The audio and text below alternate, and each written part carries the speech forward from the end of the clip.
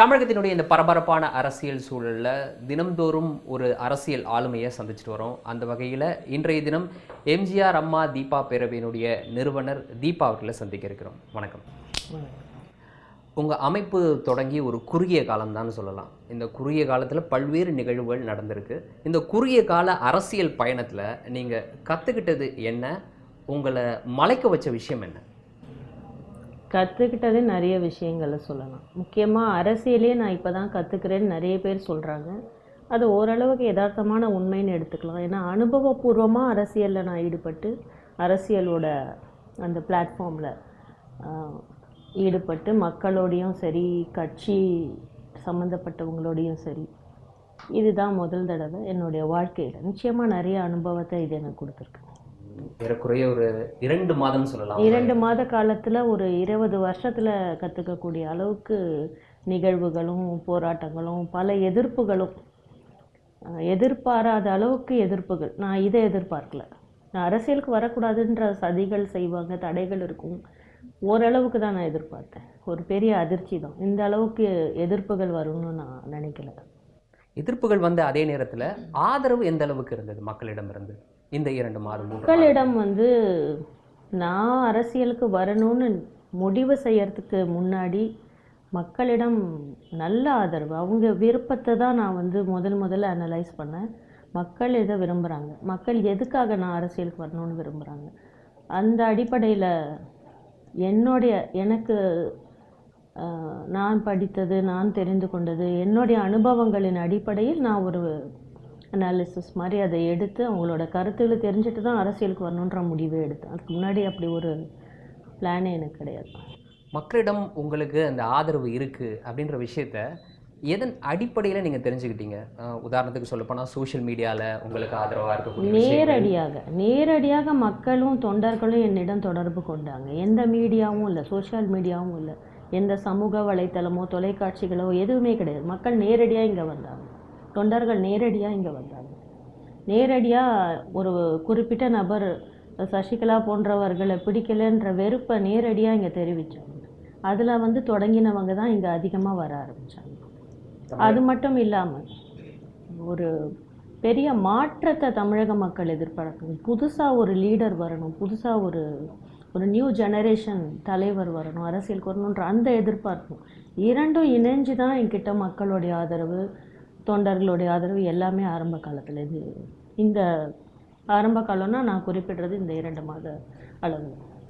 இப்போ உங்கள் இல்லத்தில் உங்களை நேரில் பார்த்து ஆதரவு செஞ்சவங்க, ஆதரவு கொடுத்தவங்க அப்படின்னு அதன் அடிப்படையில் மக்கள் ஆதரவு உங்களுக்கு இருக்கிறதா நீங்கள் நினைக்கிறீங்கன்னு சொல்கிறீங்க. அந்த நபர்கள் நான் நினைக்கல. இதுக்கான ப்ரூஃபெல்லாம் என்கிட்ட இருக்குது. அவங்க தான் இங்கே வர ஆரம்பித்தாங்க. நான் இந்த மாதிரியாக அரசியலில் நான் போய் சேரணும்னோ மக்களை சந்திக்கவோ நான் போகலை. மக்கள் இங்கே அப்புறம் தான் நான் அந்த முயற்சிகளில் ஈடுபட்டேன். அப்படி வந்த ஒரு நூற்றுக்கணக்கான ஆயிரக்கணக்கான அந்த நபர்கள் தான் ஒட்டுமொத்த தமிழ்நாட்டு மக்களோட பிரதிநிதிகள்னு நீங்கள் எப்படி ஒரு முடிவுக்கு வந்தீங்க? இங்கே வந்த மக்கள் மட்டும் கிடையாது, எனக்கு வந்த கடிதங்கள், எனக்கு வந்த மற்ற கம்யூனிகேஷன்ஸ் எல்லாமே அவங்கக்கிட்டேருந்து நிறைய வந்திருக்கு. ஆல் ஓவர் தமிழ்நாடுலேருந்து வந்திருக்கு. குறிப்பாக பார்த்திங்கன்னா நிறைய கிராமங்கள்லேருந்து அதிமுக தொண்டர்கள்கிட்டேருந்து தான் அதிக அளவில் இந்த எதிர்பார்ப்பும் இந்த வரவேற்பும் இருந்துச்சு. அதிமுகவில் ஒரு ஒரு ஒரு பல முனை பிளவுன்னு கூட சொல்லலாம். இந்த நேரத்தில் எல்லோருமே சொல்கிறாங்க அதிமுக 1.5 கோடி தொண்டர்களை பெற்ற ஒரு கட்சி, இந்த 1.5 கோடி தொண்டர்கள் எங்களுக்கு ஆதரவாக இருக்காங்க அப்படின்னு சொல்கிறாங்க. அந்த 1.5 கோடி தொண்டர்களை நீங்களும் உங்களுக்கு ஆதரவாக இருக்காங்க அப்படின்னு சொல்வீங்களா? அவங்க விரும்பி தான் நான் அரசியலுக்குள்ளேயே நுழைஞ்சேன்னு சொல்கிறேன். நிச்சயமாக சொல்கிறேன். அது நான் அவங்க விரும்பலைன்னா நான் வந்திருக்க மாட்டேன். ஏன்னா எனக்கு இங்கே வந்த கடிதங்களும் சரி, வந்த மக்களும் சரி, இங்கே முதல் முறையாக நான் மக்களை சந்தித்து மேலேருந்து பேச ஆரம்பித்த நாள்லேருந்தும் சரி, இங்கே பெரும்பாலாக கூடியிருந்தவங்க எல்லாம் மற்ற ஊர்கள்லேருந்து வந்த அதிமுக தொண்டர்கள். ஆக அவர்கள் சொந்தமும் கொண்டாடுற மாதிரி அந்த 1.5 கோடி தொண்டர்கள் அப்படின்றது எம்ஜிஆர் அம்மா தீபா பேரவைக்கு ஆதரவாக இருக்கக்கூடிய நபர்கள் அப்படின்றது ஆதரவாக இருப்பார்கள். அவர்கள் எதிர்பார்க்கிறது ஒரு நல்ல தலைமை வேணும். அது மட்டும் இல்லாமல் அம்மா அவர்களுடைய நேரடியான வாரிசானவங்க இவங்க ஏன் இருக்கக்கூடாது அப்படின்ற அவங்களோட கேள்விக்கு பதிலை சொல்ல வர நேரத்தில் தான் நான் இதற்குள்ளே இந்த அரசியல் களத்தில் நான் இறங்கியிருக்கேன். குறிப்பாக ஆர்கே நகரில் நான் போட்டியிடணும்னு விரும்பினதும் அவங்க தான். இந்த நேரத்தில் நான் ஏற்கனவே சொன்ன மாதிரி ஒரு குறுகிய காலத்தில் நீங்கள் பல அரசியல் நிகழ்வுகளை பார்த்துருக்கீங்க, அமைப்புக்கு எதிரான நடவடிக்கைகள் பலவற்றை நீங்கள் நேர்கொண்டிருக்கீங்க. அதில் மிக குறிப்பாக கட்சியில் ஏற்பட்டிருக்க ஒரு பிளவு. உங்களுடைய கணவர் தனியாக பிரிந்து சென்று ஒரு கட்சியை தொடங்கி இருக்கிறாரு. இந்த நிகழ்வை நீங்கள் எப்படி பார்க்குறீங்க? ஏன் அது நிகழ்ந்தது? நான் ஏற்கனவே பல ப்ரெஸ் மீட்களில் கூட இதுக்கு முன்னாடி தெரிவிச்சிருக்கேன். இதுக்கு பின்னாடி அவங்க இருக்காங்க, சிலர் இருக்காங்க, குறிப்பிட்ட அளவில் இந்த குடும்பத்தை சேர்ந்தவரும் இருக்காங்க. தூண்டுதல் நிறைய இருக்குது. எப்படியாவது நான் இந்த அரசியலை விட்டு ஓடணும் அப்படின்ற சதியில் இதுவும் பார்ட் ஆஃப் இட். இதுவும் ஒன்று. அந்த சிலர் யார்? அந்த சிலர் சசிகலா குடும்பத்தினர். என்னை பொறுத்த வரையில் வேறு யாரும் இருக்கிறதா எனக்கு தெரியல. தீபான்றவங்க இருக்கக்கூடாதுன்ற ஒரு இவங்க இருக்கவே கூடாது, இவங்களுக்கு சம்மந்தமே இல்லை. ஏன்னா ஆரம்பத்துலேருந்தே அவங்க என்னை கேட்டிருக்காங்க, பல தொலைக்காட்சிகள்லாம் வந்து கேட்டாங்க, இவங்க யார், இவங்களுக்கு சம்மந்தமே இல்லைன்னு மீடியாவை வச்சு சொல்ல வச்சுருக்காங்க. ஏன்னா அப்போ நானும் சொல்லியிருக்கேன், எனக்கு வந்து இவங்களுக்கெல்லாம் ப்ரூவ் பண்ண வேண்டிய அவசியம் எனக்கு இல்லை அப்படின்னு நான். இது போன்ற பல நிகழ்வுகள் என்னுடைய வாழ்க்கையில் நடந்திருக்கு. தனிப்பட்ட முறையில் எனக்கும் அவங்களுக்கும் இது விரோதம்னு சொல்ல முடியாது, பகைன்னு சொல்ல முடியாது. நான் வெறுப்புகள் நிச்சயமாக இருக்குது. அதனுடைய தொடர்ச்சி தான் இது. இப்போது கட்சியிலேருந்து உங்கள் கட்சியை, உங்களோட அமைப்பை பிளவுபடுறதுக்கு காரணமாக அவங்க இருக்காங்க அப்படின்னு சொல்லியிருக்கீங்க. இது ஒரு வகையில் உங்களை டிமாரலைஸ் பண்ணுறதுக்கான இதில் பிளவெல்லாம் எதுவுமே கிடையாது. நான் ஆரம்பத்துலேருந்தே குறிப்பிட்டிருக்கேன், என்னுடைய கணவருக்கும் நான் தொடங்கின எம்ஜிஆர் அம்மா தீபா பேரவைக்கும் எந்த ஒரு தொடர்புமே கிடையாது, எந்த பிளவுமே கிடையாது. ஆனால் திசை திருப்புறாங்க. என்னுடைய வெளியிருந்து யாரையும் வச்சு என்னை திசை திருப்ப முடியாது, மக்களை திசை திருப்ப முடியாது. நீங்கள் கேட்ட அதே தொண்டர்களை திசை திருப்புவதற்கு இதை ஒரு டாக்டிக்ஸாக அவங்க யூஸ் பண்ணுறாங்க. என்னுடைய சொந்த குடும்பத்திலேருந்தே மற்றவங்களை பேச வைக்கிறாங்க, என்னுடைய சகோதரரை பேச வைக்கிறாங்க, என்னுடைய கணவரை திசை திருப்பியிருக்காங்க. இப்படியெல்லாம் செஞ்சால் இந்த மாதிரியெல்லாம் தொந்தரவுகளை கொடுத்தா இவங்க அரசியலை விட்டு போயிடுவாங்க, நமக்கு எதுக்கு இது வேண்டாம் அப்படின்னு தீபாவே முடிவு செய்யணும் அப்படின்றது அவங்களுடைய எண்ணம். இதை தாண்டி வேறு வகையான மிரட்டல்கள், பல மிரட்டல்களை நான் சந்தித்தேன். இந்த தேர்தலில் போட்டியிடுறதுக்கு முன்னாடி, அதாவது நாமினேஷன் ஃபைல் பண்ணுறதுக்கு முன்னாடி வரைக்கும் பல மிரட்டல்கள் நேரடியாகவே என்னை கூப்பிட்டுலாம் மிரட்டி இருக்கிறாங்க. யார் கூப்பிட்டு மிரட்டினா? நான் குறிப்பிட விரும்பவில்லை. என்ன மாதிரி மிரட்டல்கள் இருந்தது? நீங்கள் வந்து ஃபார் எக்ஸாம்பிள் சொல்லணுன்னா, நீ ஆர்கே நகரில் காலை வச்சு பாரு, உங்களுக்கு அதுக்கப்புறம் அந்த மாதிரி த்ரெட்டனிங்லாம் நிறைய பண்ணாங்க. திராவகம் விசுன்னு த்ரெட்டனிங் பண்ணாங்க. உங்களுடைய நாமினேஷனை நாங்கள் ரிஜெக்ட் பண்ண வைப்போம், எங்களுடைய பவர்ஸை வச்சு உங்களுடைய நாமினேஷனையே நாங்கள் ரிஜெக்ட் பண்ண வைப்போம், இப்படின்னெல்லாம் மிரட்டியிருக்காங்க. இந்த மிரட்டலில் செஞ்சவங்க அந்த குடும்பத்தை சேர்ந்த ஒரு நபர், நீங்கள் குறிப்பிடக்கூடிய சசிகலா குடும்பத்தை சேர்ந்த ஒரு நபர். அதாவது இப்போ இருக்க எடப்பாடி பழனிசாமி தலைமையிலான இந்த அரசில் இருக்கக்கூடிய அமைச்சர்களும் கூட மிரட்டினாங்களா? இரண்டு அணிகளையும் இருக்கக்கூடிய தற்போது உள்ள அதிமுகவின் இரண்டு அணின்னு யார் யாரை குறிப்பிடுறீங்களோ இரண்டு அணியிலும் இருக்கக்கூடிய நபர்கள். ஓ பன்னீர்செல்வம் தலைமையிலான அந்த அணியை சேர்ந்தவங்களும் இரண்டு அணியிலும் இந்த மிரட்டல்களை எதிர்கொண்டு நீங்கள் இந்த ஆர்கே நகர் தொகுதியில் போட்டி எடுத்து வெற்றி பெறணும் அப்படின்னு உங்களை உந்தின விஷயம் எது? எதற்காக இவ்வளோ மிரட்டல்களை தாண்டி நீங்கள் போட்டியிடணும்னு யோசிச்சிங்க? உங்களை உந்தின விஷயம் எது? என்னுடைய முடிவிலிருந்து யாருக்காகவும் பின்வாங்குவதாக நான் இல்லை. நான் வந்து இதுக்கெல்லாம் பயப்படணும்னு நினச்சிருந்தா இதுக்குள்ளே வந்திருக்க மாட்டேன். அது மட்டும் இல்லாமல் மக்களுடைய கருத்து, அவங்களுடைய விருப்பம், அதுதான் எனக்கு முக்கியமாக தெரிஞ்சது. ஆர்கே நகரோட மக்கள் தொடர்ந்து என்கிட்ட பல முறை இங்கே நேரடியாகவும் வந்திருக்காங்க, நான் அங்கே போனப்பவும் பேசியிருக்காங்க. அவங்க வந்து நீங்கள் தான் போட்டியிடணும், நீங்கள் தான் அம்மாவோட இடத்துக்கு வரணும், அவங்க இடத்த நாங்கள் வேறு யாரும் கொடுக்க மாட்டோன்றதுல ரொம்ப தெளிவாக இருந்தாங்க, ரொம்ப ஸ்ட்ராங்காக இருந்தாங்க. அவங்களுடைய சப்போர்ட் தான் நான் இதில் நிச்சயமாக போட்டியிட்டே தீரணும் அப்படின்ற முடிவு எடுத்து. இந்த ஆர்கே நகர் தொகுதி இடைத்தேர்தல், இந்த தேர்தல் தள்ளி வைக்கப்பட்டதற்கு பல காரணங்கள் பலரால் முன்வைக்கப்படுது. குறிப்பாக இதில் சில மத்திய அரசு இருக்குது அப்படின்ற ஒரு குற்றச்சாட்டை சிலர் வைக்கிறாங்க. இதை நீங்கள் எப்படி பார்க்குறீங்க? எதனால் இந்த தேர்தல் ஒத்தி வைக்கப்பட்டது? உண்மையிலேயே தேர்தல் ஆணையம் பணப்பட்டுவாடா நடந்ததுக்கான இவ்வளோ எவிடன்ஸ் இருக்கிறப்போ இதை தள்ளி வச்சது சரியான முடிவு தானே? நான் முதல்லேருந்து சொல்கிற அதே கருத்து தான், இதில் எந்த மாற்று கருத்துமே எனக்கு கிடையாது. பணப்பட்டுவாடா நடந்ததுக்கான எல்லா எவிடன்ஸும் இருக்கிறப்போ அதை நிச்சயமாக ஒரு ஃபேர் அண்ட் ஃப்ரீ எலெக்ஷன் நடந்தாகும். பணபலம் ஜெயிக்கக்கூடாது அப்படின்ற கருத்து தான் என்னுடையது. நேரடியாக இந்த பாரதிய ஜனதா கட்சி இதனுடைய பின்னணியில் இருக்குது, தமிழ்நாட்டில் ஏற்பட்டிருக்கக்கூடிய இந்த குழப்பத்துக்கு காரணம் பாரதிய ஜனதா அப்படின்ற மாதிரியான குற்றச்சாட்டை பலர் முன்வைக்கிறாங்க. இந்த குற்றச்சாட்டை நீங்கள் எப்படி பார்க்குறீங்க? இது சரியா? பாரதிய ஜனதா மட்டும் இல்லாமல் எல்லா அரசியல் கட்சிகளும் இதுக்கு பின்னாடி இருக்கக்கூடிய வாய்ப்புகள் இருக்குது.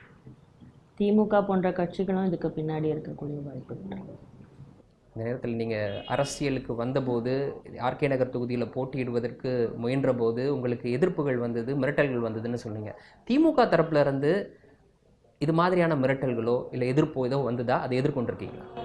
எல்லா தரப்புலேருந்தும் எனக்கு மிரட்டல்கள் வந்தது. பல தொந்தரவுகள் எனக்கு கொடுத்துட்டு தான் இருக்காங்க. திமுக தரப்பினரும் உங்களை மிரட்டல்? எல்லா தரப்புல இருக்கும். பிரதானமாக இந்த தேர்தலில் போட்டியிட்ட 3 தரப்பினர்கிட்டதும் எனக்கு முக்கியமான போட்டியாளர்கள் 3 தரப்பினர்கிட்டதும் எனக்கு மிரட்டல். திமுகவில் யாராவது பர்டிகுலர் நபர் உங்களை கூப்பிட்டு மிரட்டினாங்களா? பர்டிகுலர் நபரை வந்து நான் குறிப்பிட இப்போ விரும்பலை. ஆனால் அப்படி ஒரு நபர் இருக்காரு. எல்லா தரப்பிலிருந்தும் பல்வேறு விதங்களில், குறிப்பாக சொல்லப்போனால் இந்த தரப்பில் உள்ளவங்க நாமினேஷனை ரிஜெக்ட் பண்ணுவேன்னு சொன்னாங்க. இன்னொரு தரப்புலேருந்து வந்தவங்க எங்கேயாவது ஓடிடு அப்படின்னு சொன்னாங்க. இன்னொரு தரப்புலேருந்து வந்து இந்த மாதிரி திராவகம் வீசுவோம், அங்கே ரவுடிஸ்லாம் நிறைய இருப்பாங்க, அது மாதிரி இது போன்ற மிரட்டல்கள் நிறைய நான் சந்திச்சேன். எது நடந்தாலும் மக்கள் இருக்காங்க, அவங்க பார்த்துக்குவாங்கன்றது என்னுடைய ஒரே பதில தான். முன்னாள் முதலமைச்சர் ஜெயலலிதாவினுடைய மறைவுக்கு பிறகு கட்சி 2 அணிகளாக பிரிந்தபோது நீங்கள் முன்வைக்கக்கூடிய சில விஷயங்களை ஒத்துப்போகிற வகையில் ஓபிஎஸ்ஸின் அணியினர் சில கருத்துக்களை முன் வச்சாங்க. இது ஒரு குடும்ப அரசியல்னு சொன்னாங்க. ஜெயலலிதா அவருடைய மரணம் தொடர்பாக விசாரணை வேணுன்ற ஒரு கருத்தை முன் வச்சாங்க. இப்படி சில விஷயங்கள் ஒத்து போகிற பட்சத்தில் நீங்கள் ஓபிஎஸ் அணியோட சேர்றதுகள் ஒத்து போனதான் நான் என்னால் எடுத்துக்க முடியாது. என்னுடைய கருத்துக்களை அவங்க வந்து இன்னும் கொஞ்சம் ஸ்ட்ராங்காக ரிப்பீட் பண்ணாங்க. அவருடைய தரப்புலேருந்து நான் சொன்ன கருத்துக்கள் எல்லாம் அவங்க திருப்பியும் ரிப்பீட் பண்ணாங்க. அது வரைக்கும் அவங்க எந்த ஒரு நடவடிக்கையும் எடுக்கலையே. சசிகலா அவர்களையும் ஒரு குடும்பத்தையும் நான் வந்து கடந்த 20 ஆண்டு காலமாக எதிர்த்துட்டு தான் இருக்கேன். நேற்றுக்கு அவங்களோட சேர்ந்துட்டு இன்றைக்கி நான் அவங்கக்கிட்டேருந்து பிரிஞ்சு வரலை. ஆனால் இவங்கள பொறுத்த மட்டும் அப்படி எடுத்துக்க முடியாது. ஏன்னா ஒரு அரசியல் கட்சியில் இருக்கிறவங்க, மூத்த தலைவர்களாக இருந்தவங்க, 2 முறை முதலமைச்சராக இருந்தவர், அவர் திடீர்னு அவங்கக்கிட்டேருந்து வெளியே வந்தாருன்றது அப்போ ஒரு பெரிய ஷாக்கிங்காக ஒரு அதிர்ச்சியாக தான் இருந்துச்சு. அந்த அடிப்படையில் தான் என்னுடைய முதல் கட்டத்தில் அவருடைய அந்த பேச்சு வார்த்தையை அவரை சந்தித்ததும் நடந்துச்சு. அதை வந்து என்னால் ஏற்றுக்கொள்ள முடியாது. அவங்க தான் என்னுடைய வாய்ஸை ரிஃப்ளெக்ட் பண்ணாங்க. நான் சொன்ன கருத்துக்களை அவங்க மறுபடியும் பிரதிபலிச்சாங்கன்னு சொல்லலாம்.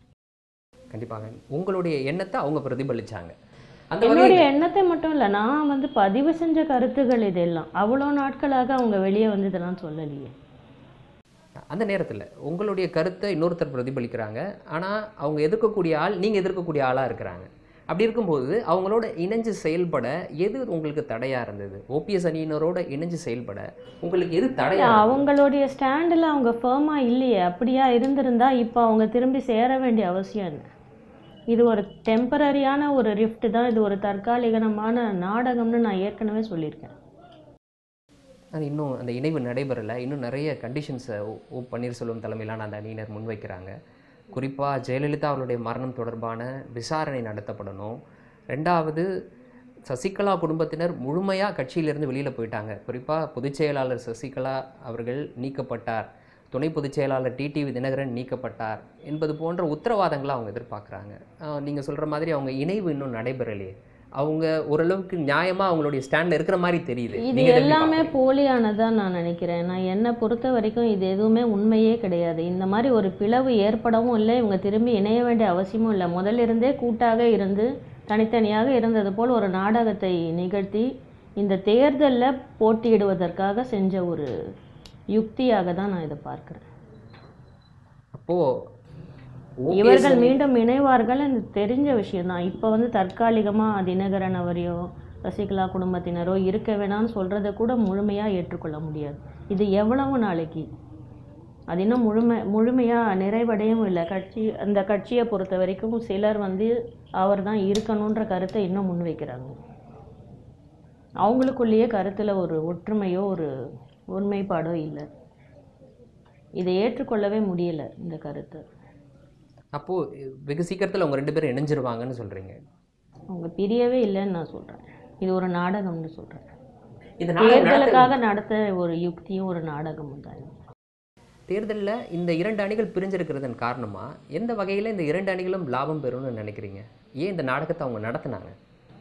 மக்களை நம்ப வைக்கணும்.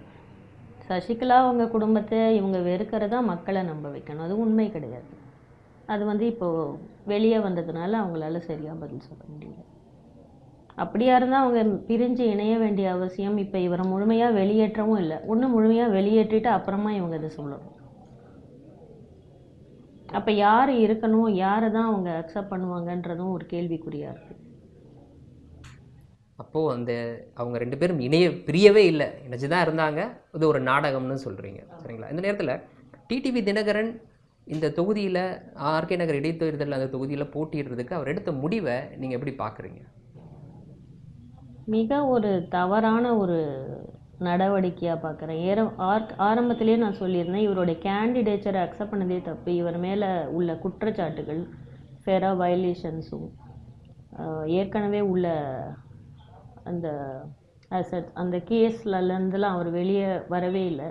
அது ஒரு புறம் நடந்துகிட்ருக்கும் போதே அவர் தான் தான் வேட்பாளர்னு அறிவித்ததும் அதில் தேர்தலில் போட்டியிட்டதும் எதையுமே ஏற்றுக்கொள்ள முடியாது. தேர்தல் ஆணையமே இதை ரத்து செஞ்சுருக்கணும். காலம் கடந்து நடவடிக்கை எடுத்த மாதிரி நான் ஃபீல் பண்ணுறேன்.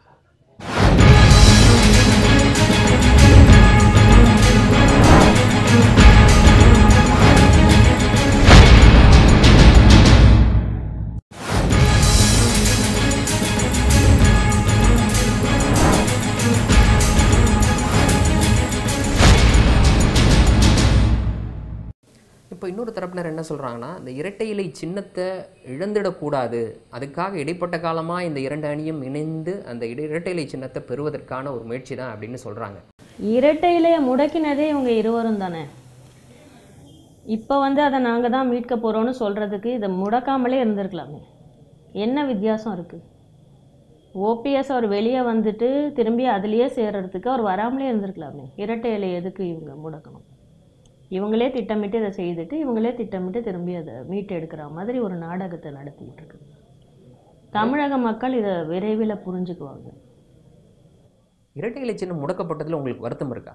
நிச்சயமாக இருக்குது.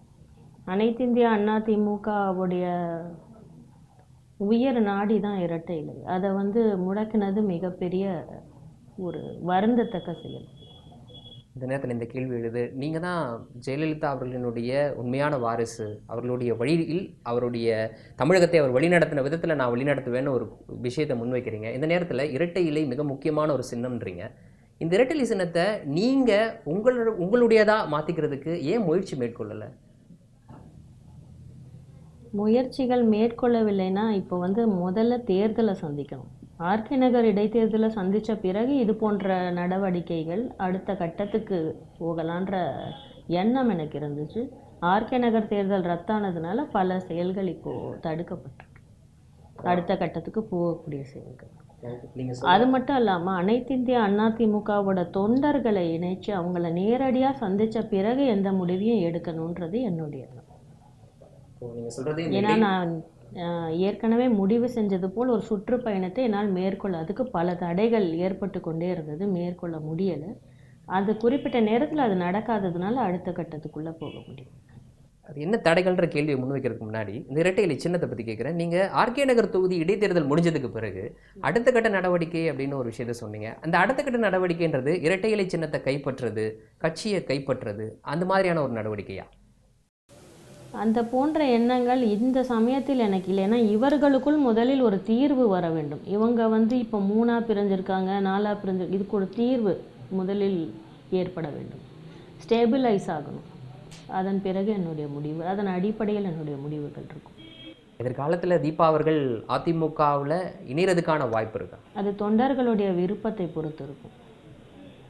அவர்கள் நிச்சயமாக அதை விரும்புகிறார்கள். பெரும்பான்மையான அதிமுக அவர்கள் குறிக்கொள்ளும் அதே 1.5 கோடி தொண்டர்கள் அதை நிச்சயமாக விரும்புகிறார்கள். அவர்கள் விருப்பத்திற்கு அடிப்படையில் என்னுடைய முடிவுகள் இருக்கும். தொண்டர்கள் விருப்பம் அப்படின்றத தாண்டி நீங்கள் இப்போ அதிமுகவில் இருக்கக்கூடிய நபர்கள் பற்றி சில குற்றச்சாட்டை முன்வைக்கிறீங்க. ஓபிஎஸ் அணியினரும் சரி, இப்போது தினகரன் அணியினரும் சரி, இப்போது எடப்பாடி அணியினரும் சரி, இப்படி அணிகளை சொல்லிக்கிட்டே போகலாம். எல்லா தரப்புல இருந்து உங்களுக்கு எதிர்ப்பு வந்தது, மிரட்டல் வந்ததுன்னு சொல்கிறீங்க. இந்த நேரத்தில் தொண்டர்கள் விரும்பினாலும் கூட அந்த கட்சியில் இணையணும்னு நீங்கள் முடிவெடுக்கிறதுக்கு அந்த கட்சியில் எந்த நபர் இல்லாமல் இருக்கணும், இல்லாட்டினா இது குறிப்பிட்ட விஷயம் நடக்கணும், அப்போ தான் அந்த கட்சியில் இணைவேன் அப்படின்ற ஒரு முடிவை, ஒரு கண்டிஷனை உங்களால் முன்வைக்க முடியும்? நிச்சயமாக சசிகலா அவர்கள் குடும்பத்தோடைய ஆதிக்கம் முழுமையாக அந்த கட்சியை விட்டு விலகும். அதுதான் என்னுடைய முக்கிய குறிக்கோளாக இருக்கும். அது ஒன்று தான். அந்த அந்த குடும்பத்தை சேர்ந்தவங்க எல்லாரும் இல்லாத பட்சத்தில் ஓபிஎஸ் இருந்தாலும் பரவாயில்ல, எடப்பாடி பழனிசாமி இருந்தாலும் பரவாயில்ல, மற்ற அமைச்சர்கள் இருந்தாலும் பரவாயில்ல, இவங்க எல்லாம் இருந்தாலும் பரவாயில்ல, நீங்கள் கட்சியில் இணைகிறதுக்கான எந்த பிரச்சனையும் இல்லை, அப்படித்தானே? அது தொண்டர்கள் முடிவெடுக்கும் பட்சத்தில் நிச்சயமா அந்த அடிப்படையில் தான் இருக்கும். அப்போ நிச்சயமா அந்த பெரும்பான்மையான தொண்டர்கள் அதை ஏற்றுக்கொண்டார்களே ஆனால், விரும்பினார்களானால் நிச்சயமா அதன் அடிப்படையில் நான் முடிவெடுப்பேன். இப்போ நீங்கள் ஆனால் இந்த குடும்பத்தினுடைய ஆதிக்கத்தை அவர்களும் விரும்பவில்லை, தமிழக மக்களும் விரும்பவில்லை, தனிப்பட்ட ஆளாக நானும் விரும்பவில்லை, யாருமே அதை விரும்பவில்லை. இப்போ அதுக்கு முன்னாடி ஒரு விஷயம் சொன்னீங்க, இப்போ நீங்கள் தொண்டர்களை சந்திக்க போகிறதுக்கு பல தடைகள் இருக்குன்னு. என்ன மாதிரியான தடைகள் நீங்கள் தொண்டர்களை சந்திக்க விடாமல் என்ன தடுக்குது உங்களை? தமிழகம் முழுவதும் ஒரு சுற்றுப்பயணம் மேற்கொண்டு ஒரு எக்ஸாம்பிளுக்கு சொல்லணும்னா, இப்போ ஒரு சுற்றுப்பயணம் மேற்கொள்வதற்கு பல நிபந்தனைகள், விதிகள் இருக்குது. அதையெல்லாம் நம்ம அப்ளை பண்ணுறப்போ அதுக்கான பாதுகாப்பு ஏற்பாடுகள் போன்ற விஷயங்களில் நிறைய. இப்போ உங்கள் சுற்றுப்பயணம் தொடர்பாக நீங்கள் இந்த முடிவை எடுத்துட்டு இந்த முடிவுக்கு தடையாக இங்கே இருக்கக்கூடிய அரசு இருக்குன்னு நினைக்கிறீங்களா? அரசு இயந்திரங்கள் இருக்கா? நீங்கள் சொல்கிற மாதிரியான இந்த ப்ராக்டிக்கல் டிஃபிகல்ட்டிஸ், போலீஸ் பாதுகாப்பு கொடுக்குறது, உங்களுக்கு அனுமதி வழங்க மறுக்கிறாங்களா? பாதுகாப்பு வழங்க மறுக்கிறாங்களா? ஆர்கே நகருடைய கேம்பெயினுக்கு கூட நிறைய இடத்துல எனக்கு அனுமதி வழங்கப்படலை. அப்போது அந்த அனுமதி வழங்காதனால தான் நீங்கள் தமிழகம் முழுவதும் சுற்றுப்பயணம் மேற்கொள்ள முடியாத சூழ்நிலை ஏற்பட்டது. ஓ, அந்த அனுமதி எப்போ கிடைக்கும்னு நினைக்கிறீங்க? என்ன மாதிரியான மாற்றம் வந்தால் உங்களுக்கு அப்படி ஒரு அனுமதி கிடைக்கும்? தொடர்ந்து நாங்கள் முயற்சி செஞ்சிட்ருக்கோம், நேர்மையான வழியில் ப்ராப்பரான அணுகுமுறையில் முயற்சி செஞ்சிட்ருக்கோம், கிடைக்கும்ன்ற நம்பிக்கை இருக்குது. அந்த நேரத்தில் இன்னொரு முக்கியமான கேள்வி, தமிழகத்தை பொறுத்த வரைக்கும் இப்போது இருக்க இந்த அதிமுகவில் இருக்கக்கூடிய பிளவு அவற்றை தாண்டி தமிழகத்தில் உங்களுக்கு நம்பிக்கை அளிக்கக்கூடிய சக்தியா நீங்கள் யாரை கருதுறீங்க? மற்ற சில கட்சிகள் இருக்கக்கூடாதா? அதில் எந்த தடையும் கிடையாது. என் மேலே எனக்கு நம்பிக்கை இருக்குது. அதே போல் தமிழக மக்கள் என் மேலே வைத்திருந்த நம்பிக்கை தான் நான் இந்த அரசியலுக்குள்ளே நுழையிறதுக்கான முக்கிய காரணம். அதை தாண்டி இப்போது உதாரணத்துக்கு ஒரு கட்சி அப்படின்னு வளரும் பொழுது, ஒரு தேர்தலை சந்திக்கும் பொழுது சில கூட்டணிகள் வைக்க வேண்டிய ஒரு தேவை வரும். இந்த மாதிரியான கூட்டணிகள் வைக்கும் பொழுது எந்த கட்சியோடையும் கூட்டணி வைக்கணும் அப்படின்றது முடியாது. அந்த கட்சிக்கான கொள்கைன்னு ஒன்று இருக்குது. அப்படி இருக்கும் பொழுது உங்களுடைய இந்த பேரவை அது கொண்டிருக்கக்கூடிய கொள்கையில் அடிப்படையில் எந்த கட்சியோட கூட்டணி வைக்கிறதுக்கான வாய்ப்பு இருக்குது? இவங்களோடலாம் எதிர்காலத்தில் கூட்டணி வைக்கலாம் அப்படின்னு நீங்கள் யோசிக்கிறது? அதாவது திமுகவையும் சசிகலாவின் அதிமுகவையும் தவிர்த்து மற்றவர்களுடன் கூட்டணி வைப்பதில் எந்த ஆட்சேபனையும் இல்லை. சரி, தமிழகத்தில் பல்வேறு அரசியல் ஆளுமைகள் இருக்காங்க. இதில் குறிப்பாக வைகோ அவர்களை பற்றி உங்களுடைய கருத்து என்ன? மதிமுக பொதுச் செயலாளர் வைகோ அவர்களுடைய பற்றி உங்களுடைய கருத்து என்ன? ஏன்னா மற்ற எல்லா கட்சிகளோடையும் உங்களால் கூட்டணி வைக்க முடியும்னு சொன்னீங்க. அந்த வகையில் அவருடைய கட்சியும் அடக்கம். அவரை பற்றியான உங்களுடைய புரிதல் என்ன? அந்த கட்சியினுடைய பொதுச் செயலாளரை பற்றியான புரிதல். தனிப்பட்ட கருத்தை சொல்லணும்னா, அவர் ஒரு நல்ல திறமையான பேச்சாளர். அவருடைய சிந்தனைகள் எல்லாம் எனக்கு, அவருடைய குறிப்பாக சொல்லணும்னா தமிழர்கள் போராட்டத்துக்காக ஈழத்தமிழர்கள் பிரச்சனையை அவர் முன் வச்சது, இதெல்லாம் ஒரு நல்ல எடுத்துக்காட்டாக, ஒரு அரசியல் தலைவராக அவர் நல்ல எடுத்துக்காட்டாக இருந்தது. அதே மாதிரி விஜயகாந்த் பற்றியான உங்களுடைய புரிதல், அவரை பற்றியான உங்களுடைய கருத்து, தேமுதிக பற்றியான உங்களுடைய கருத்து என்ன? தேமுதிக வளர்ந்து வந்த காலத்தில் நல்லா போயிட்டு இருந்ததை எதற்காக அந்த பின்னடைவு ஏற்பட்டதுன்றது இது வரைக்கும் யாருக்குமே சரியாக புரியலை. அது சரியான முறையில் அவர்கள் கையாளவில்லைன்னு நினைக்கிறேன். மக்கள் குறிப்பாக ஒரு கட்சியாக அவங்க வளர்ந்து வர காலத்தில் மக்கள் பிரச்சனைகளை சரியாக எடுத்து ஆராய்ந்து பார்க்கவில்லை. அரசியல் ரீதியாக ஜெயிச்சா போகிறோம், எலெக்ஷன் இன்னா போகிறோன்ற மட்டும் ஒரு ஃபோக்கஸ்டாக இருந்தாங்க. திமுக மீது நீங்கள் அந்த ஒரு எதிர்ப்புணர்வை காட்டுறதுக்கான அடிப்படை காரணம் என்ன? ஜெயலலிதா அவர்கள் திமுகவை ஒரு எதிரியாக என்னுடைய கருதினார் அத்தை அப்படிங்கிற வந்து மாதிரி. என்னுடைய தாயின் ஸ்தானத்தில் இருப்பவர். அவருக்கு நேர்ந்த பல்வேறு துன்பங்களுக்கும் வாழ்க்கையில் நடந்த கொடுமைகளுக்கும் காரணமாக இருந்தவர்கள். எக்காரணத்தை கொண்டும் அதை ஏற்றுக்கொள்ள என்னால் முடியாது. எதிர்காலத்தில் திமுகவினுடைய தலைமைகள் மாறி திமுக எதிர்காலத்தில் தமிழக அரசியலுடைய இந்த அமைப்பே மாறக்கூடிய நிறைய வாய்ப்புகள் இருக்குது. அது வந்து இப்போ இன்னைக்கு காலகட்டத்துக்கு பொருந்தாது. இப்பொழுது உள்ள அரசியல் சூழ்நிலைக்கு அதிமுக திமுக இரண்டு பலம் வாய்ந்த கட்சிகள், இவர்களோட போட்டியிடும் மற்ற கட்சிகள் தமிழக அரசியலை பொறுத்தவரை. நேரத்தில் அடுத்த சில மாதங்களில் சில வாரங்கள்னு கூட சொல்லலாம், தமிழகத்தில் உள்ளாட்சி தேர்தல் நடைபெற இருக்குது. தமிழகத்தினுடைய தேர்தல் ஆணையம் உயர்நீதிமன்றத்தில் கொடுத்துருக்கக்கூடிய அந்த ஒப்புதலின் அடிப்படையில் பார்க்கும்போது இன்னும் சில வாரங்களில் அறிவிப்பு கூட வர்றதுக்கு வாய்ப்பு இருக்குது. இந்த நேரத்தில் உங்களுடைய பேரவை இந்த தேர்தலை தனியாக சந்திக்கிறதுக்கு வாய்ப்பு இருக்கா? இல்லை நீங்கள் சொன்ன மாதிரி இவர்களோடெல்லாம் கூட்டணி வைப்பதற்கு எனக்கு வாய்ப்பு இருக்குதுன்னு சொல்கிறீங்களே, அவங்களோட கூட்டணி வைக்கிறதுக்கான வாய்ப்பு இருக்கா? கூட்டணி வைத்துக்கொள்வதற்கான வாய்ப்புகளில் முதலில் நாங்கள் கருதுவோம். ஏன்னா நான் வந்து என்னுடைய பேரவை அரசியலில் முதல் முறையாக போட்டியிடக்கூடிய ஒரு அமைப்பாக இருக்கிறதால நிச்சயமாக அதுதான் என்னுடைய ஃபஸ்ட் சாய்ஸாக இருக்கும். கூட்டணி என்னுடைய முதல் சாய்ஸ். இரண்டாவது ஆப்ஷன் நம்ம தனித்து போட்டியிடலாம். அதற்கு வந்து இன்னும் கொஞ்சம் கால அவகாசம் தேவைப்படுகிறது அரசியலை பொறுத்தவரை. மறுபடியும் இந்த கேள்வி, 2 மாதங்களில் 3 மாதங்களில் ஒரு அரசியல் அமைப்பை தொடங்கியவுடன் தனித்து போட்டியிட்டு நான் ஜெயிச்சிருவேன்னுலாம் சவால் விட முடியாது. நிச்சயமாக இந்த முறை பொது தேர்தலை சந்திக்கக்கூடிய வாய்ப்பு கிடைத்தால் கூட்டணிகள் தேவைப்படலாம். அந்த வகையில் உங்களுக்கு உடனடியாக இவங்களோட கூட்டணி வைக்கிறதுல எந்த பிரச்சனையும் இல்லை அப்படின்னு நீங்கள் கருதக்கூடிய கட்சி எது? ஏற்கனவே குறிப்பிட்டது போல் இவங்க 2 பேரையும் தவிர்த்து ஓப்பன் டு ஆல் அப்படின்றது தான் என்னுடைய முடிவு. எந்த கட்சியாக இருந்தாலும் பாரதிய ஜனதாவோட கூட கூட்டணி வைக்கிறது இவங்க 2 பேரையும் தவிர்த்து. பாரதிய ஜனதா தரப்புல இருந்து உங்களை நீங்கள் சொன்னீங்க, மற்ற கட்சிகளை பற்றியெல்லாம் சொன்னீங்க. பாரதிய ஜனதா கட்சி, நான் ஏற்கனவே சொன்ன மாதிரி பல குற்றச்சாட்டுகள் முன்வைக்கப்படுது தமிழகத்தை பொறுத்தவரைக்கும். இப்போ இருக்கக்கூடிய அரசியல் சூழலை அந்த கட்சி பயன்படுத்திக்குது. மத்திய அரசில் ஆட்சியில் இருக்கக்கூடிய அந்த கட்சி தமிழகத்தில் காலூன்றதுக்காக தமிழகத்தில் இருக்கக்கூடிய இந்த குழப்பமான சூழலை பயன்படுத்திக்குது அப்படின்லாம் ஒரு குற்றச்சாட்டை முன்வைக்கிறாங்க. இந்த கட்சியை நீங்கள் எப்படி பார்க்குறீங்க? இந்த குற்றச்சாட்டுகளை எப்படி பார்க்குறீங்க? பாரதிய ஜனதா கட்சியை நீங்கள் எப்படி பார்க்குறீங்க? பாரதிய ஜனதா என்பது ஒரு நேஷனல் பார்ட்டி. தமிழகத்தில் இதுவரைக்கும் அவங்களுடைய ஸ்ட்ரென்த் அவங்க நிரூபித்தது கிடையாது. ஃபார் எக்ஸாம்பிள் போன எலெக்ஷன்லேயும் அவங்களால அதை நிரூபிக்க முடியல. யாருடைய கூட்டணிலையும் அவங்க இல்லை. இது போன்ற ஒரு சூழ்நிலை தான் நீடிக்கும்ன்றது என்னுடைய அபிப்பிராயம். It's my opinion. அதாவது தமிழ்நாட்டை பொறுத்த மட்டும் திராவிட கட்சிகளை மீறி இன்னொரு கட்சி வருவதுன்றது சாத்தியமே இப்போதைக்கு கிடையாது. பாரதிய ஜனதா கட்சி வளர்றதுக்கான வாய்ப்பு தமிழ்நாட்டில் இல்லவே இல்லை அப்படின்றீங்க? தேர்தலில் போட்டியிட்டு ஆட்சி அமைப்பதற்கான வாய்ப்பு இல்லை. திராவிட கொள்கைகளும் திராவிட இயக்கங்களும் இங்கே இருக்கிற இந்த தமிழ்நாட்டு மக்களுடைய முக்கியமான அம்சம் அதுதான் நிச்சயமாக இங்கே ஜெயிக்க முடியும். அந்த வகையில் அந்த திராவிட கொள்கையை நீங்களும் கடைபிடிக்கக்கூடிய ஒரு நபராக தான் இருக்கீங்க. ஆமாம், நிச்சயமாக அதுதான் அதை பின்பற்றி தான் என்னுடைய அரசியல் அமைப்பும் நாங்கள் தொடங்கியிருக்கோம். அப்படி இருக்கும்போது பாரதிய ஜனதாவோட நீங்கள் கூட்டணி வைக்கிறதுக்கான வாய்ப்பு இருக்குதா? கூட்டணி வந்து முஸ்லீம் லீகோட வச்சுக்கிறது எல்லாரும் வைக்கிறாங்க, மற்ற கட்சிகளோட வச்சுக்கிறாங்க, விடுதலை சிறுத்தையோடு வச்சுக்கிறாங்க. அதுக்காக அவங்களுடைய கொள்கைகளை நம்ம அடாப்ட் பண்ணிக்கணும்னு ஒன்றும் அவசியம் இல்லை. கூட்டணின்றது அதுதானே. அப்போ அந்த மாதிரியான ஒரு தடை உங்களுக்கு இல்லை நிச்சயமாக பாரதிய ஜனதாவோட?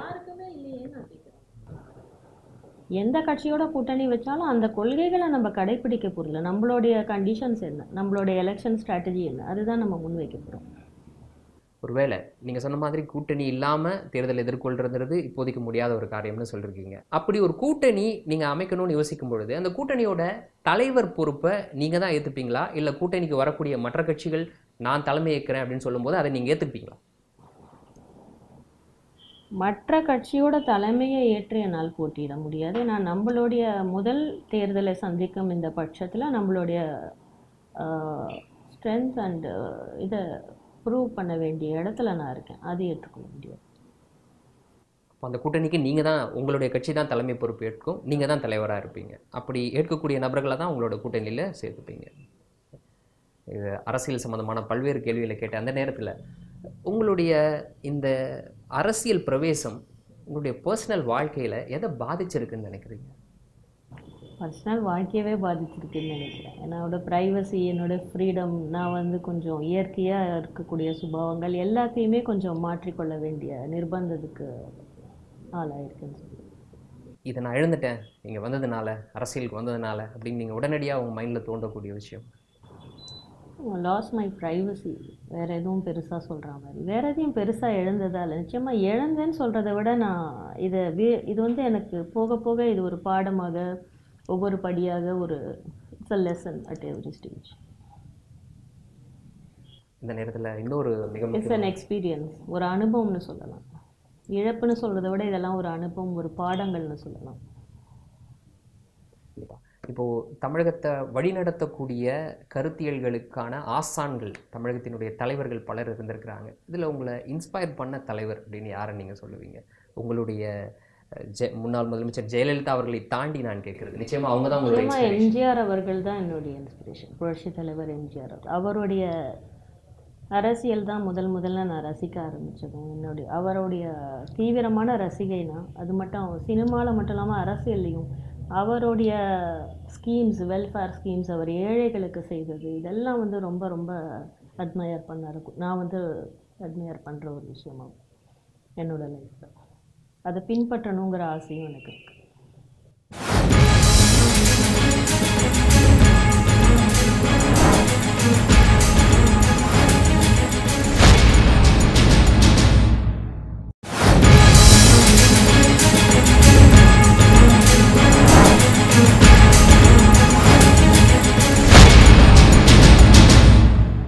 நீங்கள் அதிகமாக மதிக்கக்கூடிய மிக முக்கியமான நபர் ஜெயலலிதா அவர்களால் காக்கப்பட்ட இந்த அதிமுக தற்போது இப்படி பிளவுபட்டு நிற்கிறத நீங்கள் எப்படி பார்க்குறீங்க? அவர்களால் கட்டி காக்கப்பட்டது மட்டுமில்லை, அதற்காக அவர் வாழ்க்கையை தியாகம் செய்தார். நான் பல முறை எடுத்து சொல்லியிருக்கேன், என்னுடைய உரைகளில் சொல்லியிருக்கேன், நான் மக்களை சந்திக்கும் போது நேரடியாக சொல்லியிருக்கேன், தொடர்ந்து என்னுடைய பல பேட்டிகளில் கூட நான் சொல்லியிருக்கேன். அவர் வந்து அவருடைய வாழ்க்கையை, சொந்த வாழ்க்கையும் சரி, அவர் தனிப்பட்ட வாழ்க்கையும் சரி, எல்லா மொத்தத்தில் அவரோட வாழ்க்கையவே அவர் இந்த கட்சிக்காக தியாகம் செய்தார். அவர் இல்லைன்னா அனைத்து இந்திய அண்ணா திமுகன்னு ஒரு கழகம் இப்போ இல்லை, 1988 இருந்திருக்காது. அதை அவர்கள் சரிவர உணர்ந்து கொள்ளவில்லை என்பது ஒரு வருந்தத்தக்க ஒரு விஷயமா இருக்குது. அது அனைத்து இந்திய அண்ணா திமுக தொண்டர்களும் உணரலை, அது சம்மந்தப்பட்ட நிர்வாகிகள், அதுக்குள்ளே இருக்க அந்த ஆர்கனைசேஷனுக்குள்ளே இருக்கிற யாருமே அவங்களுடைய தியாகத்தை உணரலை. ஏன்னா அது அவங்க என்கிட்ட பகிர்ந்துருக்காங்க, பல முறை சொல்லியிருக்காங்க. குடும்பத்தில் ஒரு லஞ்ச் சாப்பிட்ற நேரத்தில் கூட என் வாழ்க்கையில் நான் பல போராட்டங்களை சந்திச்சிருக்கேன், என்னோடய வாழ்க்கையதுக்காக நான் தியாகம் பண்ணியிருக்கேன் அப்படின்னு சொல்லியிருக்காங்க. அடுத்து இப்போ தமிழ்நாட்டை பொறுத்த வரைக்கும் ஒரு குற்றச்சாட்டு முன்வைக்கப்படுது. தமிழ்நாட்டில் இப்படிப்பட்ட ஒரு அரசியல் குழப்பம் நிலவுவதற்கு காரணத்தினால தமிழக மக்களினுடைய தேவைகளை இந்த அரசு பூர்த்தி செய்யலை. இதே நேரத்தில் டெல்லியில் விவசாயிகள் போராட்டம் நடத்திக்கிட்டு இருக்காங்க. அந்த போராட்டத்தில் ஈடுபடக்கூடிய விவசாயிகளை கூட இங்கேருந்து அரசினுடைய பிரதிநிதிகள் சந்திக்கலை, முதலமைச்சர் போய் சந்திக்கலை அப்படின்ற ஒரு குற்றச்சாட்டு முன்வைக்கப்படுது. இதை எப்படி பார்க்குறீங்க? அரசாங்கமே செயல்படலை. இங்கே வந்து அரசாங்கம் செயல்படுறதுக்கு பதிலாக இவர்களுக்குள்ளே இருக்கிற குடும்ப அரசியலும் இந்த கட்சிக்குள்ளே இவங்க நடத்தி கொண்டிருக்கிற இந்த நாடக பிளவுகளும் இதெல்லாம் தான் இப்போ ஃபோக்கஸ் பண்ணிகிட்ருக்காங்க. மக்கள் பிரச்சனைகளை யாருமே முன் வைக்கலை, அரசாங்கம் முழுசாக செயல்படலை. பல இடங்களில் மக்களுடைய பிரச்சனைகள் இப்போ வந்து ஒரு போராட்டம் நடந்தது, ஒரு அடிதடி எல்லாம் காவல்துறையினருடைய அத்துமீறல், இதெல்லாம் கூட எந்த கேள்வியுமே கேட்காம அரசாங்கம் வந்து எந்த ஸ்டெப்ஸுமே எடுக்கலை. பெண்கள் மீது நடந்த அந்த கொடூரமான சம்பவத்துக்கும் அரசாங்கம் எந்த ஸ்டெப்ஸுமே எடுக்கலை. அதை தவிர பார்த்திங்கன்னா விவசாயிகள் பிரச்சனைகள் இவ்வளோ பெரிய போராட்டமாக இருக்கிறப்போ டெல்லி அரசாங்கம் அதை சென்ட்ரல் கவர்மெண்ட் கண்டுகொள்ளவே இல்லைன்றது ஒரு மிகப்பெரிய வருந்தத்தக்க விஷயம். தமிழக மக்களுக்காக தமிழ்நாடு அரசு, இப்போது உள்ள அரசு, எடப்பாடி பழனிசாமி தலைமையில் உள்ள அரசு எந்த ஸ்டெப்ஸுமே எடுக்கலை, அதற்கும் ஒரு தீர்வுமே வரலை. அவங்களுடைய உள்கட்சி பூசல்லையே தான் அவங்க நேரத்தை செலவழிச்சிட்ருக்காங்க. இந்த நேரத்தில் இந்த கட்சியை நான் பாதுகாக்கிறதுக்கு, அரசை பாதுகாக்கிறதுக்காக நான் இந்த கட்சியிலேருந்து விலகிக்கிறேன் அப்படின்னு ஒரு பெருந்தன்மையாக டிடிவி தினகரன் சொல்லியிருக்கக்கூடிய அந்த கருத்தை நீங்கள் எப்படி பார்க்குறீங்க? இதையெல்லாம் ஒரு பெருந்தன்மைன்னு இவருக்கெல்லாம் ஒரு கிரெடிட் எல்லாம் என்னால் நிச்சயமாக ஏற்றுக்கொள்ள முடியாது. ஏன்னா அம்மா அவர்கள், என்னுடைய அத்தை அவர்கள் 2004ஆம் ஆண்டு இவர் அந்த வீட்டுக்குள்ளே, போயஸ் கார்டன் வீட்டுக்குள்ளே தினகரன் அவர்கள் காலை வைக்கக்கூடாதுன்ற சொல்லி அவரோட அடிப்படை பேசிக் மெம்பர்ஷிப்லேருந்து அவர் ஸ்ட்ரிப் பண்ணி இவங்க எல்லாரையும் வெளியேற்றினார். திடீரென்று அவர் இல்லாத பொழுது, அவரே இல்லைன்ற அப்புறம் இந்த குடும்பம் மறுபடியும் அங்கே சூழ்ந்து நின்று கொண்டு, அந்த இடத்துலையும் இவர் கிடையாது. நல்லா யோசிச்சு பாருங்கள். அந்த இடத்துலையும் இவர் கிடையாது. திடீரென்று இவர் தோன்றுகிறார், நான் தான் வேட்பாளர்கிறார், இவர் தான் எல்லாங்க பொதுச் செயலர். என்ன இதில் என்ன பெருந்தன்மை இருக்குது? ஆனால் அதே நேரத்தில் ஜெயலலிதா அவர்கள் உயிரோடு இருந்த காலத்தில் இவர் ஒரு போலியான நபர் என்பதற்கு இதுவே ஒரு போதுமான எடுத்துக்காட்டு. ஆனால் இந்த ஒரு கேள்வியும் கூட என்னால் இல்லை, பலராலும் கூட முன்வைக்கப்படக்கூடிய ஒரு சந்தேகமாக இருக்குது. அந்த சந்தேகத்தை நான் உங்ககிட்ட நான் கேட்குறேன். நீங்கள் சொல்கிற மாதிரி தினகரன் அவர்களை ஜெயலலிதா அவர்கள் சேர்த்துக்கொள்ளவில்லை, கட்சியிலிருந்து விலக்குனாங்க அப்படின்ற ஒரு குற்றச்சாட்டை முன்வைக்கிறீங்க. அதே போல் ஜெயலலிதா அவர்கள் உயிரோடு இருக்கும் பொழுது உங்களையும் கூட சேர்த்துக்கலையே அப்படின்ற ஒரு குற்றச்சாட்டை. எங்களுக்கும் இவங்களுக்கும் கம்பேரிசனே கிடையாது. நீங்கள் எங்களுடைய ஃபேமிலி, எங்களுடைய ஹெரிட்டேஜ், நான் அவங்களோட அண்ணன் மகள், அவர் என்னுடைய அத்தைன்ற எங்களுடைய குடும்பத்துக்குள்ளேயே இவர்கள் வர முடியாது. அது கம்பேரிசனே இல்லை. இதை என்னால் ஏற்றுக்கொள்ள முடியாது. மற்றவர்களுக்கு நீங்கள் சொல்லக்கூடிய அவர்களுடைய வாழ்க்கையில் நாங்கள் மட்டுமே இருக்க முடியாது. அவர் ஒரு பெரிய அரசியல் கட்சியை நடத்தக்கூடிய ஒரு தலைவர். அவருடைய வாழ்க்கையில் மற்றவர்கள் இருக்க தான் செய்வார்கள். அதற்காக நாங்களும் அவங்களையும் எங்களையும் ஒன்று வச்சு பார்க்க முடியாது, ஒரே இடத்துல வச்சு. ஆனால் அதே நேரத்தில் அந்த இடத்துல ஆதிக்கத்தை, அந்த குறிப்பாக அவருடைய இல்லத்தில் இவர்களுடைய ஆதிக்கம் அதிகமான காலகட்டத்திலேருந்து எங்கள் குடும்பத்தை, அவருடைய குடும்பத்திடமிருந்து அவரை பிரித்து வைத்தார்கள். அந்த குற்றச்சாட்டை தான் நான் அதிகமாக இவங்க மேலே முன்வைக்கிறேன். எங்கள் குடும்பத்தையே, என்னையும் என்னுடைய குடும்பத்தையும் என்னுடைய தந்தையும் எங்களை எல்லாம் அங்கேருந்து பிரித்து இவர்கள் வெளியேற்றினார்கள்.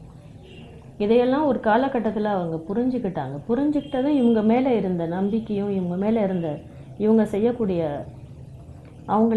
அவங்களுக்கே தெரியாமல் இவங்க செய்த தவறுகளை எல்லாம் அவங்க புரிந்து கொண்டாங்க.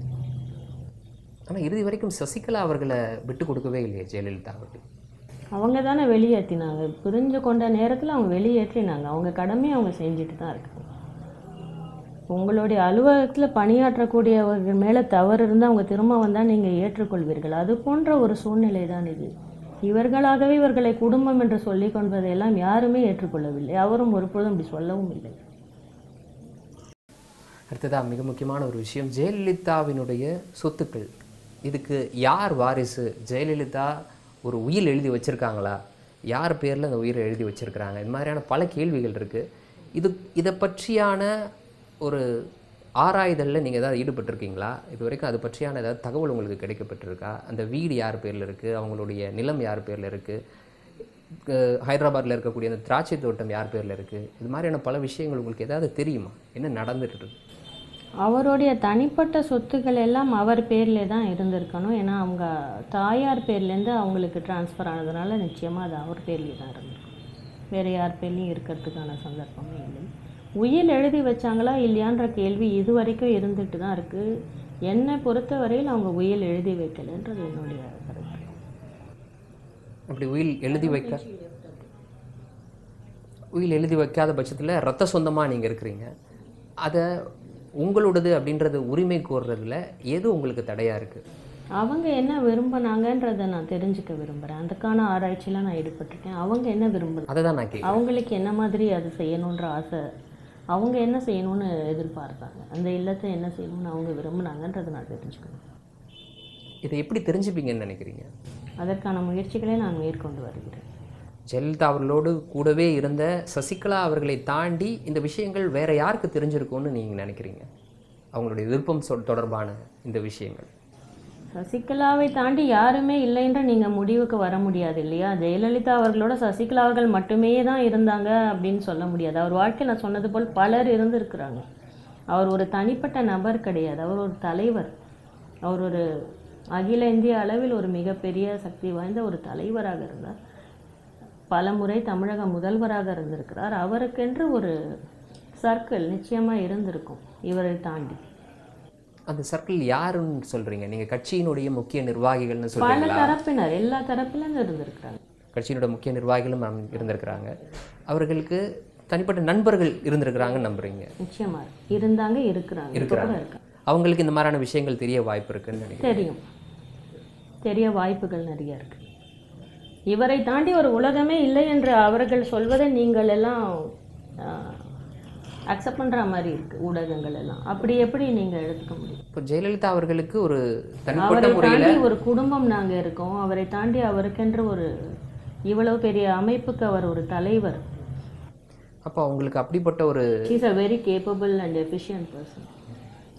அப்படிப்பட்ட ஒரு சர்க்கிள் அவங்களுக்கு இருந்திருக்கு. அவங்க அந்த சர்க்கிளோட உரையாடி இருக்கிறாங்க, அவங்களோட பேசியிருக்கிறாங்க, அவங்களுடைய தங்களுடைய ரகசியத்தை கூட அந்த சர்க்கிள் கிட்ட பகிர்ந்துருக்கிறாங்க. ரகசியத்தை அவங்க வந்து ஒரு ரகசியத்தை வச்சுக்கக்கூடிய நபரே இல்லையே. அவங்க மேலே வர விமர்சனங்கள் எல்லாமே என்னால் ஏற்றுக்கொள்ள முடியாது.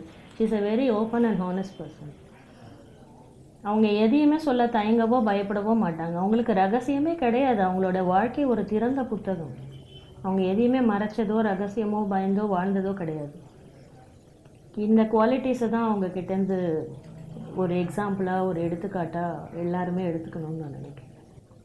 ஜெயலலிதா அவர்கள் வாழ்ந்த இல்லத்தை வந்து ஒரு நினைவு இல்லமாக மாற்றணும் அப்படின்ற ஒரு கோரிக்கை முன்வைக்கப்படுது.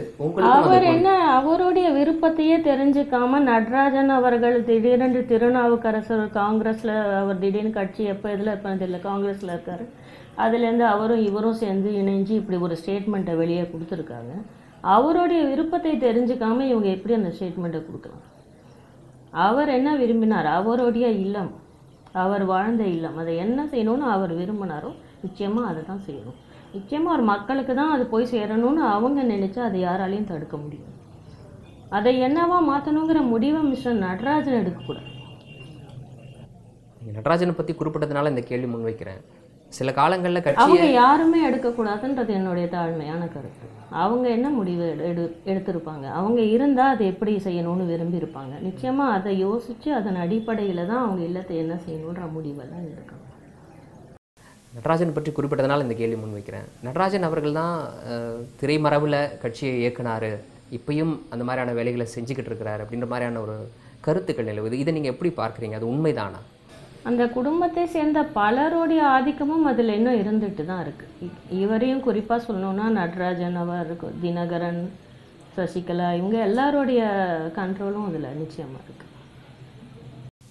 ஜெயலலிதா அவருடைய ஒட்டுமொத்த சொத்துக்களுக்கும் வாரிசாக யாரை நினைக்கிறீங்க? நீங்கள் தானா, இல்லை நீங்கள் உங்களுடைய சகோதரருமா? சொத்துக்களை பற்றி பேசிக்கொண்டே போனோம் என்றால் நிச்சயமாக என்னுடைய பாட்டிக்கு அதாவது ஜெயலலிதா அவர்கள் என்னுடைய அத்தை. அவர் என்னுடைய தந்தையின் உடன் பிறந்த ஒரே ஒரு சகோதரி. அவங்க இருவருக்குமே தாய் தந்தையர் மைசூரில் அவங்க இருந்தாங்க. அவங்களுடைய வாரிசும் நாங்கள் தான், அதாவது கிராண்ட் சில்ட்ரன்ற அடிப்படையில் இந்த குடும்பத்துக்கு தீபாவும் தீபக்கும் தான். நிச்சயமாக அப்போ நீங்களும் உங்களுடைய சகோதரருக்கும் தான் ஜெயலலிதாவுடைய சொத்து அப்படின்றது வந்து சேரணும் அப்படின்னு சொல்கிறீங்க, சரிங்களா? நீங்கள் திரும்ப திரும்ப சொத்துக்களை பற்றியே கேள்வி கேட்கணும்னு நினச்சிங்கன்னா இந்த இன்டர்வியூ வந்து எனக்கு தெரிஞ்சு நான் பல தடவை சொல்லிட்டேன், பல பேட்டிகளில் சொல்லிட்டேன். சொத்துக்களுக்காக நான் என்றைக்கும் வந்ததும் இல்லை, அது எனக்கு தேவையும் இல்லை. அவங்களுடைய வாரிசு, அது பிளட் ரிலேட்டிவ் அப்படின்னு பார்த்தீங்கன்னா நாங்கள் 2 பேரும் தான், தீபாவும் தீபக்கும். எந்த காரணத்துக்கும் சொத்துக்காக மட்டுமின்றி அவருடைய குடும்பத்தினர், அவருடைய உறவு, அவருடைய இரத்த உறவு, சொந்தம் என்று இன்னைக்கு வாழ்ந்து கொண்டு இருக்கக்கூடிய those who are left behind நாங்கள் 2 பேரும். நிச்சயமாக உங்களுடைய பெருந்தன்மையை நான் பாராட்டுறேன். ஆனால் அதே நேரத்தில் இப்போ உங்களுக்கும் உங்களுடைய சகோதரருக்குமான உறவு கசந்து இருந்தது, அது எப்படி இருக்குது இப்போது? அதில் வந்து ஒரு மாறுதல் எதுவுமே எனக்கு தெரியல. ஏன்னா அவங்களுடைய தூண்டுதலின் பேரில் அவர் தொடர்ந்து பேட்டிகள் அளித்து வந்துட்டுருக்காரு. என்ன தான் செய்கிறாருன்னு எனக்கு தெரியல. அவருடைய ஸ்டாண்ட் எவ்ரிடே மாறிக்கிட்டே இருக்குது. இப்போ கூட அவர் முன்னாடி பேசுனதுக்கும் இன்றைக்கி பேசுனதுக்கும் நிறைய டிஃப்ரென்ஸ் இருக்குது. இது என்னால் புரிந்து கொள்ள முடியல. அவரை நீங்கள் ஏதோ ஒரு வகையில் தொடர்பு கொண்டு உங்களோடு இணைப்பதற்கான முயற்சி ஏதாவது செஞ்சுருக்கீங்களா? அவங்களோட பேசியிருக்கீங்களா? அவர் அதுக்கு என்ன பதில் சொன்னார்? நாங்கள் வந்து அதாவது எப்பயாவது ஒரு வாட்டி பேச்சுவார்த்தையில் தான் இருக்கோம். அப்படி தொடர்ந்து பேசிக்காமல் என்றைக்குமே இருக்கலை. எங்களுடைய கருத்துக்கள் ஒன்றுபடாது. இவங்க சம்மந்தப்பட்ட ஒரு கொஸ்டின்ஸ் எழறப்பெல்லாம் எங்களுக்குள்ள ஒரு கருத்து வேறுபாடு நிச்சயமாக இருக்குது சசிகலா குடும்பத்தை சொன்னது. இப்போ உங்களோட சகோதரர் சசிகலா குடும்பத்தரோடு நெருக்கமாக இருக்கிறதா ஒரு கருத்தை முன்வைக்கிறீங்க. இப்போ அந்த குடும்பத்துக்குள்ளேயே சசிகலா குடும்பத்துக்குள்ளேயே ஒரு குழப்பமான சூழல் நிலவுறதா ஒரு தகவல் வெளியாகிட்டு இருக்கு. அதை பற்றி உங்களுக்கு என்ன தெரியும்? அதை பற்றி உங்களுடைய கருத்து என்ன? அதை பற்றி நான் ஏற்கனவே குறிப்பிட்டிருந்தேன். அதாவது அந்த குடும்பத்துக்குள்ளே இப்போ இருக்கிறது என்னன்னு பார்த்தீங்கன்னா பவர் ஸ்ட்ரகிள், நீயா நானான்ற போட்டி. அவங்களுக்குள்ளேயே ஒரு ஒற்றுமை இல்லாத ஒரு சூழ்நிலையை உருவாக்கிட்டாங்க. ஏன்னா இந்த இடத்துக்கு பொருத்தமானவர் அவங்க யாருமே கிடையாது. அம்மாவோட இடத்துக்கு வரத்துக்கான அடிப்படையாக ஒரு தகுதியோ ஒரு எந்த ஒரு அதிகாரமோ அவரும் இவங்களுக்கு கொடுக்கல. இதுதான் உண்மை, யதார்த்தமான உண்மை இதுதான். அவங்க கையில் எடுத்துக்கிறப்போ இது எனக்கு உனக்குன்ற பவர் ஸ்ட்ரகிள் அவங்களுக்குள்ள இப்போது ரொம்ப அதிகமாக இருக்குது. அதுதான் இதற்கான காரணம். இவ்வளோ நேரம் பொறுமையாக என்னுடைய கேள்விகளுக்கு பதிலளித்து உங்களுக்கு மிக்க நன்றி.